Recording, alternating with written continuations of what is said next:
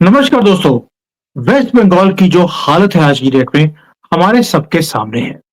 Waste Bengal मर रहा है, कट रहा है और उसे समझ नहीं आ रहा कि अब आगे जाकर होगा क्या? क्या ये बांग्लादेश बनेगा? क्या भारत का हिस्सा बनेगा? क्या ग्रेटर बंगाल का पार्ट बनेगा? और जो वहां पर तरक्की होती थी पूरे भारत की जितनी भी मल्टीनेशनल कंपनीज हैं उन सबके रजिस्टर्ड ऑफिस बंगाल में होते थे। फैक्ट्रियां बंगाल में थी। यानी कि एक एपिसेंटर जो आज की डेट में मुंबई है कमर्शियल का, वो कहीं कलकत्ता होता था। आज एक भी चीज वहां पर नहीं बची है। वेस्ट बंगाल ने बड़ी ही खूबसूरती से हर चीज को अपने हाथों से डिस्ट्रॉय किया है। अब इसका कारण क्या है? इसके ऊपर डिटेल में बात करेंगे कि क्या ममता बनर्जी इसके लिए रिस्पॉन्सिबल है या हिस्ट्री के पन्नों में कोई चीजें छुपी हुई हैं। मंजरी जी ने फिर दोबारा से पूरी रिसर्च करी है और इसको उजागर करने की कोशिश करेंगे कि आफ्टर ऑल वेस्ट बंगाल की बदकिस्मती शुरू कहां से हुई और ये खत्म कहां पर जाकर होगी। Manjari ji, thank you so much for joining today. Thank you for having मी।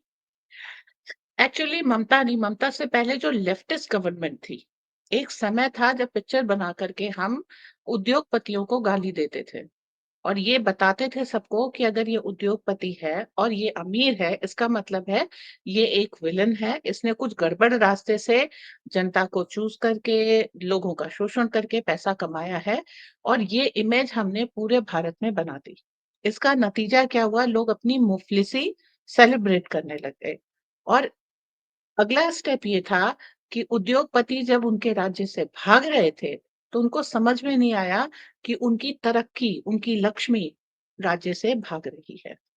आप तब सेलिब्रेट करते थे जब अमेरिका का राष्ट्रपति अपने राज्य के उद्योगपतियों को लेकर के आता था, तो आपको उसमें कोई दिक्कत नजर नहीं आती थी। लेकिन भारत में आज भी अगर अडानी के हिसाब से एक पॉलिसी बन जाए, क्यों? क्योंकि उसको भाई, अगर वो एक पोर्ट हैंडल कर रहा है तो उसमें सुविधा चाहिए होती है। लेबर लॉज अगर हड़ताल करके वो पोर्ट बंद करा देंगे तो भाई भारत का नुकसान है ना। एक्सपोर्ट होने में दिक्कत होगी, इंपोर्ट होने में दिक्कत होगी। जो सामान जा रहा है उससे कमाई नॉर्मल भारतवासी की है। अगर जो इंपोर्ट आ रहा है वो टेक्नोलॉजी किसके लिए है? नॉर्मल भारतवासी के लिए। तो अपना भला और अपना बुरा छोड़ करके हम खाली इस बात में फोकस हो गए हैं कि आज भी अडानी के फेवर में या अडानी के लिए मोदी कहीं कुछ ना कर दें। आज भी राहुल गांधी संसद में अडानी को लेकर के बकवास कर रहे हैं। मतलब एक आदमी को मोदी का मुखौटा पहना दिया, दूसरे आदमी को अडानी का मुखौटा पहना दिया, और जैसे वो नुक्कड़ नाटक खेलते हैं ना, वैसे जो है वो पार्लियामेंट के बाहर छिछोरी हरकतें कर रहा है कि आप उससे। लेकिन ये शुरुआत जो सारी हुई थी ये वेस्ट बंगाल से हुई थी। जैसा कि आपने सबको बताया, कलकत्ता भारत की राजधानी भी होती थी और बिजनेस हब भी, पोर्ट सिटी था वो। लेकिन और सुरक्षित था, क्यों? बे ऑफ बंगाल में भारत का ही जो है नेवी का प्रभुत्व है, तो बहुत अच्छी तरीके से लैंड और सी से प्रोटेक्टेड एरिया था। फिर वहां लेफ्ट का शासन हुआ, उसके कारण वहां पर उन लोगों ने उद्योगपतियों को बहुत बेइज्जत किया। उनको जैसे ये एक डाउट है कुछ लोगों में। कुछ कहते हैं कि ये टाटास के साथ किया गया, कुछ कहते हैं ये बिरलास के साथ किया गया। लेकिन फैक्ट ये है कि उद्योगपति अपने कार से जा रहे थे, उनको भीड़ घेर लेती है, कार से उस उद्योगपति को उतारा जाता है, उसको जैसे एक तमाशाई बना के चलाते हैं, कपड़े सारे फाड़ देते हैं, कूट करते हैं, थप्पड़ जूते भी मार देते हैं। इस तरह से उसका जुलूस निकालते हैं। वो किसी तरह से अपने ऑफिस में बेइज्जत होकर के घुसता है। आप इमेजिन कीजिए कि कोई व्यक्ति जो उसका ऑफिस का ओनर है, वो एक अंडरवियर में ऑफिस में घुस रहा है, उसको कितनी शर्म आएगी। और उसके बाद क्या होगा? उसने पहली फ्लाइट पकड़ी और वो बंगाल से निकल गया। और इस हालत को देखने के बाद बहुत सारे और उद्योगपति निकल गए। अगले 2-3 सालों में ही बंगाल उद्योगपतियों से खाली हो गया। अब आप नतीजा ये सोच सकते हैं, जब उद्योग नहीं होंगे तो वहां पर नौकरी नहीं होगी। भाई मैनेजरियल पोजीशन किसको मिलती? आम जनता को मिलती। लेबर कौन होता? आम जनता होती। सबकी रोजी रोटी चलती। लेकिन वो सब बंद हो गया और धीरे-धीरे भारत की आर्थिक राजधानी मुंबई शिफ्ट हो गई। इसके कारण अ, अब बंगाल में धीरे-धीरे अब कितनी गरीबी है, उसका कारण है अभी लास्ट फैक्ट्री जो शिफ्ट हुई है वो टाटा की नैनो फैक्ट्री थी। जमशेदपुर टाटा का हब था, जमशेदजी टाटा ने वो नगर बसाया था। आप समझिए उद्योग की ताकत, एक शहर बसा सकते हैं ये लोग, उसके लोगों को एम्प्लॉय कर सकते हैं, वहाँ की तरक्की के लिए ज़िम्मेदार होते हैं। लेकिन जमशेदपुर छोड़ कर के अगर टाटा निकले हैं मतलब अपने पूर्वजों का स्थान, कोई सुख से तो नहीं छोड़ेगा, वहाँ पर आपकी पूरी पकड़ थी। तो वो जो निकले हैं तो धीरे-धीरे वहाँ पर अच्छा गुजरात ने क्या किया? नरेंद्र भाई मोदी जब वहाँ पर आए सीएम बन करके, उन्होंने सारी ज़मीन और सारे पेपर्स और सारी जो परमिशन्स चाहिए थी, वो साइन करके पहले ही रखी हुई थी। ही वेलकम टाटा। आज नैनो गुजरात से और दूसरी जो प्लांट्स गुजरात से प्रोड्यूस हो रहे हैं और गुजरात इंडस्ट्रियल हब बन गया। यही देख कर के तो हमने नरेंद्र मोदी को प्रधानमंत्री बनाया कि गुजरात में शासन अच्छा है। तो 2-3 चीज़ें यहाँ पर देखने वाली हैं। एक, जब आप किसी उद्योगपति से बेवजह नफ़रत करते हैं, तो आपके घर की श्री हटती है। किसी धन पैसे से नफ़रत करने से कोई फ़ायदा नहीं है, कोई ग्लोरी नहीं है गरीबी में। और दूसरा अराजकता फैलती है क्योंकि बंगाल में उसके बाद अराजकता का राज्य शुरू हुआ, जिसका जो मनाया फिरौती के लिए, कभी किसी के लिए। अब वहाँ पर ना तो पढ़े-लिखे लोग टिकते हैं, ना कोई उद्योग धंधा टिकता है, बस वहाँ पर एक हुलिगन है, मतलब गुंडागर्दी चलती है वहाँ पर जो भी पार्टी रूलिंग हो या आ सके। तो लॉलेसनेस है और उसके बाद जो है अब बंगाल बिल्कुल खाली है। अब आप जो है अब ममता बनर्जी अपना जो वो मान रही हैं, उनके एक प्रधानमंत्री बनने का एक एम्बिशन है, एम्बिशन होना कोई गलत बात नहीं है। लेकिन अपने राज्य की तरक्की के लिए उनका कोई योगदान नहीं। वहाँ बंगाल की ये मेंटालिटी बन गई है कि वो अब जो कुछ भी है, वो इसी रास्ते से लेफ्ट के रास्ते से ही जीतना और बनाना चाहते हैं। अपने यहाँ उद्योग ला कर के लगाएँ, बंगाली काफ़ी मेहनती एक समय में ये कहते थे, what Bengal thinks today, India thinks tomorrow. मतलब बंगाल आज जो सोचता है भारत में वो भारत उसे कल सोचेगा। जो आइडियाज़ थे सुभाष चंद्र बोस, रवीन्द्रनाथ टैगोर ये सब बंगाल की देन थे। ज्योति बसु के राज्य से वहाँ पर वो गड़बड़ होना शुरू किया। लेकिन मतलब साइंटिस्ट बंगाल से निकलते थे, कल्चरल हैपनिंग्स बंगाल से होती थी और बढ़िया सुभाष चंद्र बोस जैसे नेता हमें बंगाल ने दिए। पर आज हमें बंगाल क्या दे रहा है? आज बंगाल हमें हड़तालें, गुंडागर्दी, वहाँ पर पंचायत इलेक्शन में जिस तरीके से लूट-पाट होती है, आज हमें बंगाल से ये मिल रहा है। तो एक फलते-फूलते राज्य को इस हालत में ले आना, ये लेफ्ट का इकोसिस्टम है। जी। पर बंधु जी, आप सोच के देखिए 47 से बंगाल के अंदर जितनी बड़ी इंडस्ट्रीज थी वो वहीं लगती थी। भारत का जो पहला सैटेलाइट टाउन है वो भी वेस्ट बंगाल में था। इंजीनियरिंग का इंस्टीट्यूट हो, मैनेजमेंट का इंस्टीट्यूट हो, वो सारे के सारे आपको वेस्ट बंगाल में दिखते थे। वर्ल्ड के बेस्ट या इंडिया के बेस्ट इंजीनियर जो टेक्नोलॉजी मास्टर्स थे, मेडिकल मैनेजमेंट के लोग थे, वो सारे आपको वेस्ट बंगाल से दिखाई देते थे। अब ऐसा लेब्रांडो ने आकर ऐसा उन्होंने भट्टा बढ़ाया है इस स्टेट का कि वहां से निकलना इम्पॉसिबल हो गया है। वेस्ट बंगाल को क्या वहां के लोगों को समझ नहीं आती कि हमारी तरक्की इन उद्योगपतियों के साथ है। आज भी वो ममता के साथ और सबके साथ खड़े हैं कि अदानी को डुबो दो, टाटा को डुबो दो, इनकी फैक्ट्रियों को आग लगा दो।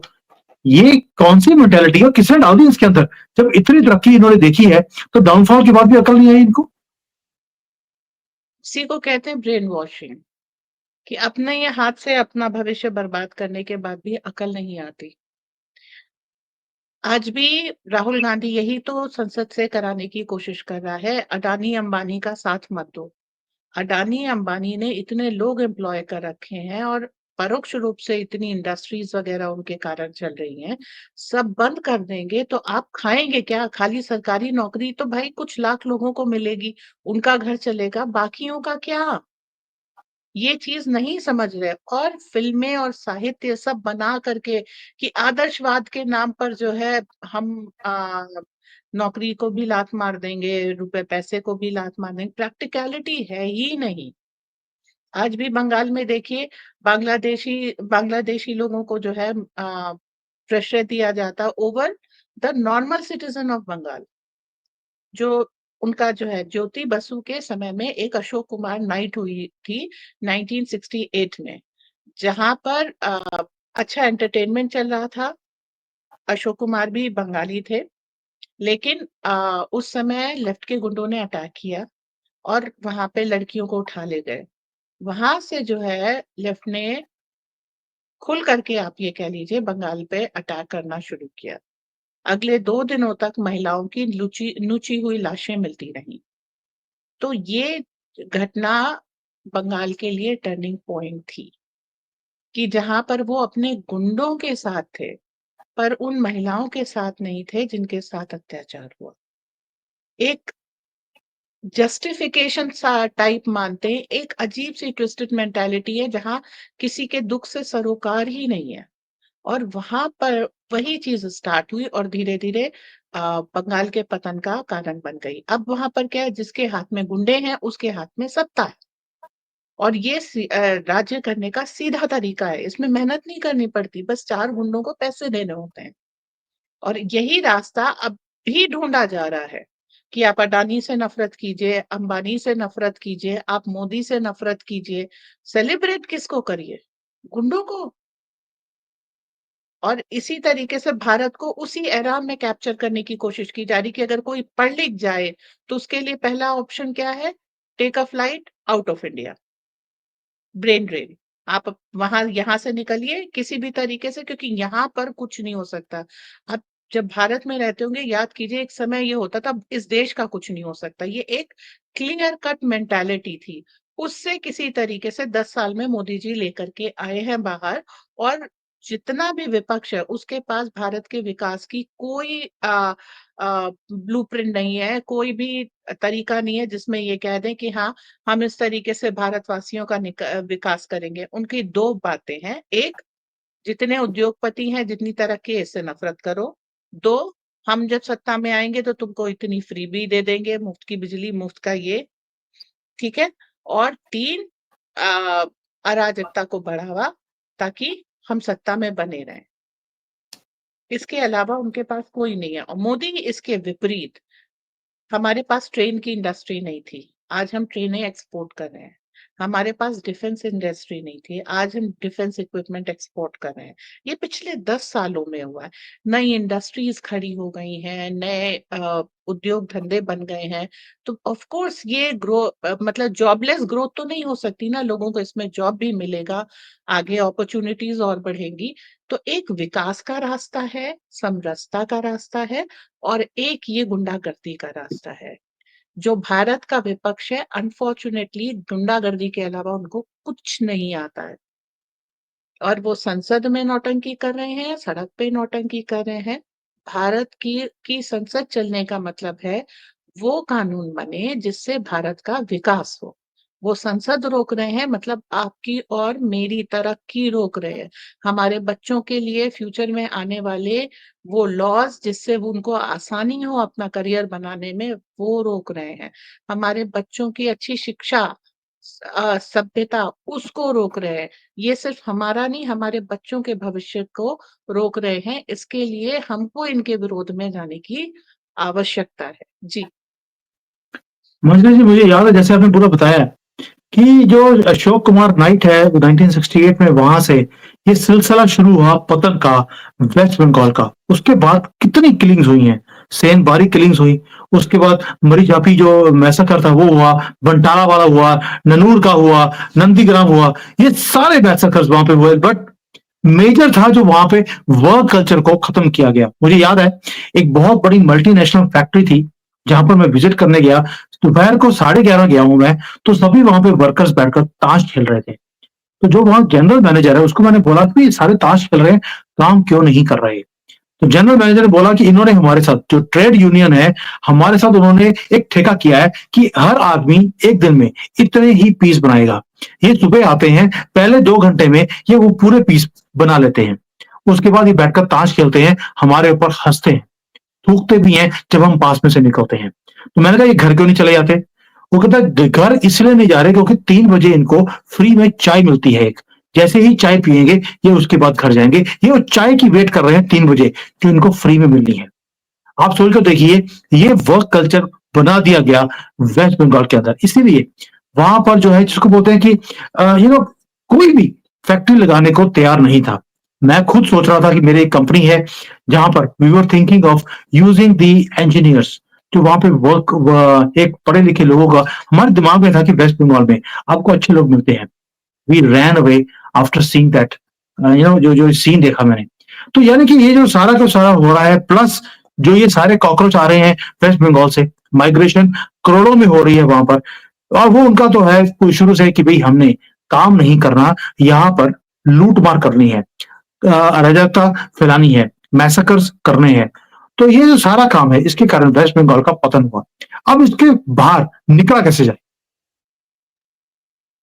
निकलने का सिंपल तरीका है, अडानी से इस समय बात करें। जिस अडानी के खिलाफ संसद में सारे लोग खड़े हो रहे हैं, कांग्रेस भी अपने राज्य में, अभी तेलंगाना गवर्नमेंट ने भी जो कांग्रेस की है, अडानी से पैक्ट किया है। आपको इंडस्ट्रियलिस्ट लाने पड़ेंगे। ये सही बात है। एक मोदी जी ने कहा था, government has no business to run a business. तो आपको आपको उद्योग नहीं चलाने हैं, क्योंकि जो सरकारी धर्रा है इससे उद्योग नहीं चल सकते। उद्योग आपको लगाने पड़ेंगे, उसके लिए आपको उद्योगपतियों की इज्जत करनी पड़ेगी। अडानी अंबानी को इज्जत देनी पड़ेगी, उनको बुलाना पड़ेगा, उनको डिस्काउंट्स देने पड़ेंगे, ताकि वो वहां पर कुछ फैक्ट्रीज लगाएं जिसमें लोगों को काम मिले और आपके राज्य को तरक्की मिले। यही अकेला तरीका है। चूंकि आपने पूरे जतन करके उद्योगपतियों को भगाया है और प्रदेश को जो है एक बीमार राज्य बनाया है। उद्योगपति को भगाने के बाद अगर आप फ्री बीज देते हैं तो आप बीमार राज्य बनाने की ओर बढ़ रहे हैं। आपको यही उलट करना है। आपको अगर कोई डिस्काउंट देना है तो एजुकेशन में दीजिए, कि इंसान को पढ़ाई के लिए उतनी ज्यादा फी वगैरह ना देनी पड़े। सरकारी इंस्टीट्यूट, कौशल विकास केंद्र, ये सब खोलिए और उसके बाद उद्योगपतियों को बुलाइए ताकि वो काम धंधे लगाएं, लोग उसको करें। और लेबर लॉज ऐसे बना दिए गए हैं कि किसी इंसान को पसीने आ जाए पर उसकी फैक्ट्री चल ना पाए। तो आपको लेबर लॉज अमेंड करने होंगे। स्ट्राइक कल्चर को स्ट्राइक डाउन करना पड़ेगा, कि जो कुछ भी है आप बातचीत से सुलझाइए। ऐसा कोई भी जो ये दिखाते हैं कि लेबर का ऑपरेशन हो रहा है, ऑपरेशन कुछ नहीं होता है। और ज्यादा सैलरी मिलना मतलब वो उसकी डिमांड है। अब आप अगर किसी एक पीस पे मान लीजिए देख रहे हैं कि मुझको तो ये 5 रुपए दे रहा है एक पीस के और खुद 100 रुपए कमा रहा है। अक्सर जो है लेफ्टिस्ट ने यही चीज समझाई है कि दूसरे की तरक्की से नफरत करो। लेकिन आप ये नहीं देख रहे कि जो उसने इतनी बड़ी फैक्ट्री लगाई है, उसमें उसका इन्वेस्टमेंट कितना है? उसके लिए उसने कर्ज लिया है, उसके ऊपर ब्याज कितना है? उसको डिस्ट्रीब्यूटर को उधार देना पड़ता है, उसको आपको बोनस एडवांस देना पड़ता है। उसको कुछ घर में ले जाने के लिए भी चाहिए कि ये आपको 5 रुपए दे रहा है। अगर वो खुद भी 5 रुपए ले रहा है, हो सकता है ढाई रुपए ही ले रहा हो। ओवरहेड इन्वेस्टमेंट बहुत होते हैं, ओवरहेड्स बहुत ज़्यादा होते हैं। तो ये नहीं देखना, बस ये देखना कि आपको 100 रुपए का प्रॉफिट है, मुझे 5 रुपए मिल रहे हैं, 95 रुपए अगर हम आधे-आधे नहीं बाँटेंगे, तो हम हड़ताल करेंगे। आधी से ज्यादा हड़तालें इस वजह से हुई हैं। इसीलिए आपको लेबर लॉज अमेंड करने पड़ेंगे। यहाँ पर इंडस्ट्रियलिस्ट की नहीं, जो आप ये कह लीजिए यूनियन लीडर्स हैं, उनकी गड़बड़ी है। जैसे कि हमने एक हुँ। टेक्सटाइल इंडस्ट्री पर एक एपिसोड किया था, उसमें यही निकल करके आ रहा था कि हड़तालें कराई गई थी ताकि इंडस्ट्री बंद हो सके। तो ये सारी चीजें भारत को गरीब रखने और गरीब आगे भी बना रहे, इसके लिए प्रयास किए गए हैं। तो आपको जब लेबर लॉज अमेंड किए जाते हैं तो आप झंडा लेके खड़े हो जाते हैं। ये हड़ताल और सड़क रोको और भारत बंद, इससे तरक्की नहीं होती, इससे सिर्फ गरीबी आती है। ये राजनीति से हड़तालों का और ये बंद कॉल करने का, प्रोटेस्ट का और प्रोटेस्ट में जो है हिंसा का, ये सब अधिकार छीन लेना चाहिए। अभी हमने किसान आंदोलन में देखा उन्होंने किस तरीके से दिल्ली में हिंसा का तांडव किया। तो ये सारी चीजें आपको कभी तरक्की नहीं दिला सकती। अगर आपको अपने राज्य का विकास करना, अपने शहर का, अपने कस्बे का विकास करना है, तो इस कल्चर से बाहर आना पड़ेगा। जी। बिल्कुल सही कह रही हैं और इसीलिए वेस्ट बंगाल एक ऐसा स्टेट है, शर्म से बता रहा हूँ मैं आपको, सबसे ज़्यादा भिखारी आपको वेस्ट बंगाल में मिलते हैं, जबकि सबसे ज़्यादा इंजीनियर, डॉक्टर और पढ़े-लिखे लोग भी वेस्ट बंगाल से ही प्रोड्यूस होते हैं। और ये सारे के सारे ब्रेन ड्रेन ड्रेन के चक्कर में ये आपको पूरे दुनिया में आपको बसे हुए दिखाई देंगे। वेस्ट बंगाल में सिर्फ आपको कॉकरोच ही दिखते हैं आज की डेट में और उनके ऊपर राज करती है एक गुंडी, जो पहले गुंडे थे, अभी वो गुंडी हो गई है। बस इतना ही फ़र्क है। अदरवाइज़ कुछ भी चेंज नहीं हुआ है और सभी लोग बोलते हैं भारत में मोदी जी ने वेस्ट बंगाल को ठीक करने के लिए क्या किया? जब तक वहाँ पर सीपीआई है, ये तृणमूल कांग्रेस है या राहुल गंदगी की कांग्रेस है, जब तक ऐसे लोग वहाँ रहेंगे, वहाँ पर वेस्ट बंगाल में कुछ भी चेंज नहीं हो सकता। चॉइस लोगों के हाथ में है कि क्या वो वैसा ही एक बंगाल देखना चाहते हैं जैसे उन्होंने पिछले 50 साल में देखा? वैसा ही जिसका डाउनफॉल अशोक कुमार की जो नाइट थी 1968 में, तब से लेकर अब तक इन्होंने कोई सुख चैन की जिंदगी नहीं देखी है। अगर वो ऐसा ही देखना चाहते हैं, it is in their hands. But ये जो वीडियो है, ये दिखाने के लिए एक और भी चीज है कि वीडियो बनाई क्यों हमने? इसलिए दिखाने के लिए एक पिक्चर है कि जो वेस्ट बंगाल में हुआ, राहुल गांधी चाहता है और ये सारे जो ऑपोजिशन के लीडर्स हैं, वो चाहते हैं कि जैसे डाउनफॉल वेस्ट बंगाल का हुआ है, वैसे ही पूरे भारत का भी हो। यहाँ पर गरीबी रहे, लोग गरीब रहे और इनका वोट बैंक चलता रहे, जिस तरह से पहले भी चलता रहा। आज तरक्की हो रही है तो इनका जीतना इम्पॉसिबल होता जा रहा है। इसलिए बैलेट बॉक्स चाहिए। इनको ईवीएम नहीं चाहिए क्योंकि धांधली नहीं हो सकती है। गए थे ईवीएम की दोबारा से चेकिंग करवाने के लिए महाराष्ट्र में, एक भी गलती नहीं मिली। उसके बाद मुंह काला कर कर गधे पर बैठकर घर वापस चले गए राहुल गांधी और इसकी पूरी फैमिली। और इसलिए बार बार ये वीडियोस बनानी जरूरी है। और प्लीज, मैं कभी आपको शेयर करने के लिए वीडियोस को नहीं बोलता हूं, ना कभी सब्सक्राइब के लिए बोला है, ना शेयर के लिए। मुझे भीख मांगना ना अच्छा लगता है, ना ही भीख मांगने वाले मुझे लोग अच्छे लगते हैं। बट ये वीडियो ताकि लोग जागे, I am requesting you to share, क्योंकि मंजरी जी ने बहुत ही ब्यूटीफुली पूरी हिस्ट्री 40-50 सालों की निकाल कर 2-3 दिनों की रिसर्च कर ये वीडियो बनाने के लिए रिक्वेस्ट किया था। So let's share with the people and wake them up कि जो वेस्ट बंगाल का जो बुरा हाल हुआ है, कल को हमारे स्टेट का भी ना हो। Manjari ji, thank you so much for this beautiful insights. Thank you.